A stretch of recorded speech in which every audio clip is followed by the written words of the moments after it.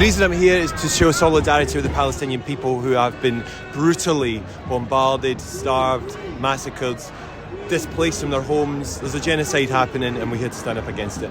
It's totally terrible, totally immoral, you know.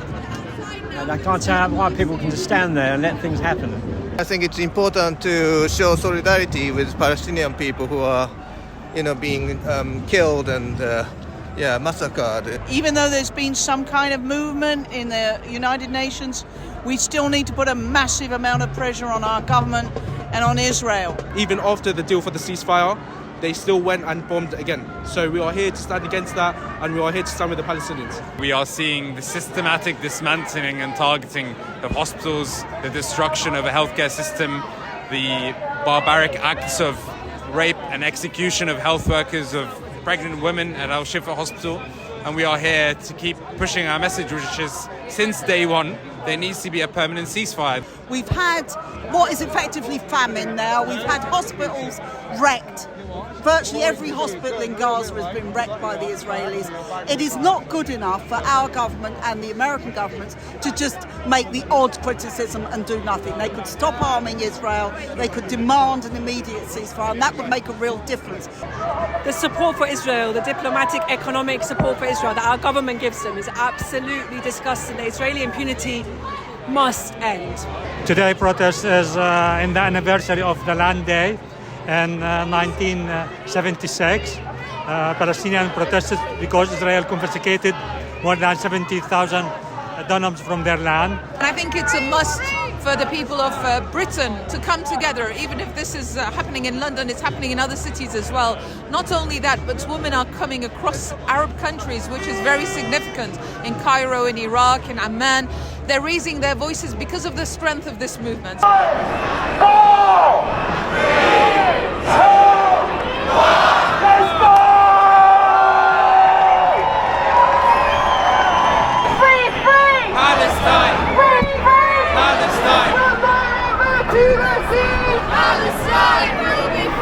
Really important as a Jewish blog to use our voices, to lift our voices and to say, this isn't in our name, and that actually the actions of Jewish people aren't tied to the state of Israel, and Jewish people are not a monolith. We don't have one opinion on Zionism, we don't have one opinion on support for Netanyahu's actions, and for many of us we are horrified, and many of us have changed our minds very recently in the last 6 months about our feelings on Zionism, on the state of Israel. I just think it's really important we're marching because today is Palestinian Land Day. Zionism is anti-Semitism! There's a state that's getting away with, murdering children, day in, day out, and it's just, I don't know how you can't be heartbroken about that, and how you can't be enraged as well, about the fact that, whole families getting wiped out, whole generations getting wiped out. I am here to show that a lot of Jews, and particularly the survivors of the Holocaust, are against what's going on in Gaza, and we don't want anything in our name, and certainly not abusing the memory of Holocaust to justify the atrocities that are going on.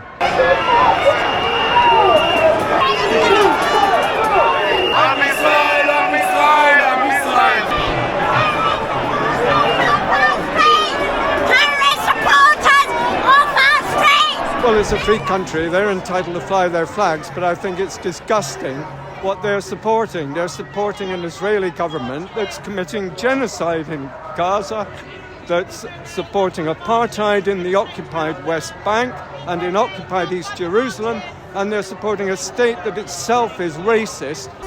You and all those like you have played an instrumental role to get us to this point. The persistence of the people, 170 days on Land Day, the 30th of March, you have these tens of thousands in the streets demanding the enforcement of the UN Security Council resolution for an immediate fire, demanding sanctions to be imposed on Israel for violating the basic provisions of international law and for not abiding by the UN Security Council resolution, demanding an arms embargo to be enforced immediately on the occupying power that is committing genocide as speak.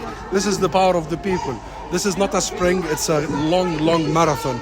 And I think the people today have proven that they are up for this long journey to freedom. And in the week when the United Nations Security Council finally said there has to be a ceasefire, we particularly welcome all those people today. Today's demonstration is on Easter Saturday and during Ramadan, and so it's interesting a number of people that have come out who are all celebrating important religious events, but it's also the first one since the UN Security Council vote that took place where the United States did not veto the motion. The only reason the US didn't veto the motion is public opinion in the USA and around the world. Our demonstrations matter and are changing things. 11 times we have walked to say the Jewish people do not subscribe to this crap any more than anybody else does. In some ways I think, well, how does me being Jewish give me more of a right to have an opinion about genocide? But you understand where it comes from, that the smear of anti-Semitism against the demonstrations, hate marches, and so it's important for Jewish people to say we're not associated with this genocide, really, because Israel claims to speak for all of us, and it clearly doesn't.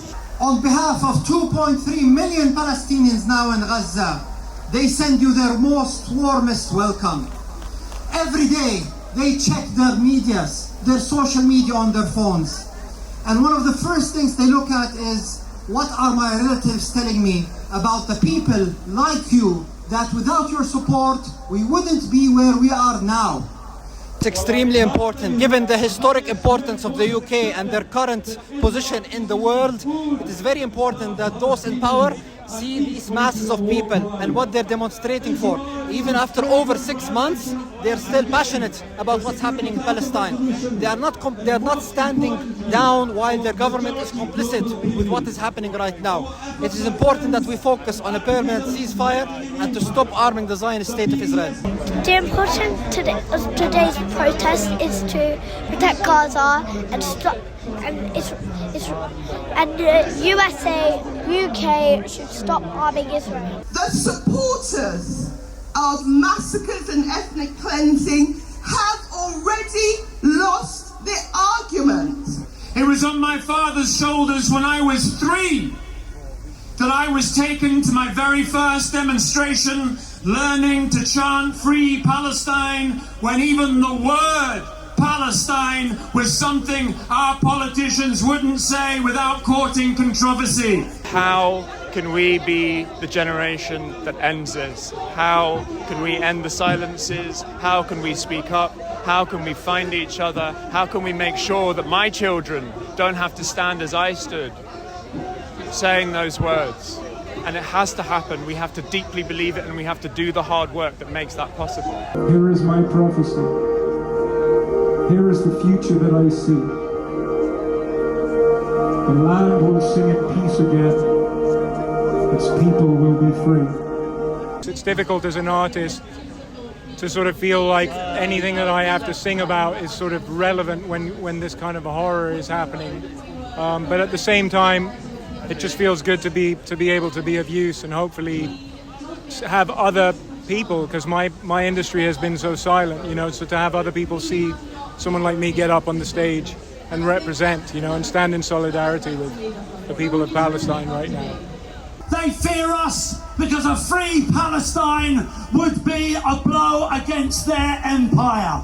It's a permanent movement we have now that is staying in the streets, that is building, that is representing the opinion of the vast majority of people. So it's been fantastically important. It's Ramadan, it's Easter, but still hundreds of thousands of people came out on the streets, and that's fantastic. Today the Palestinian people are giving us a message. We will endure, we will prevail, we will rise up again from the midst of destruction as we have always done. And today we are saying to them, we stand in solidarity with you.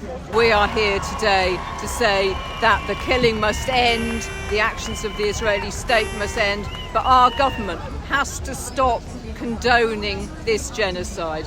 We have not yet been defeated.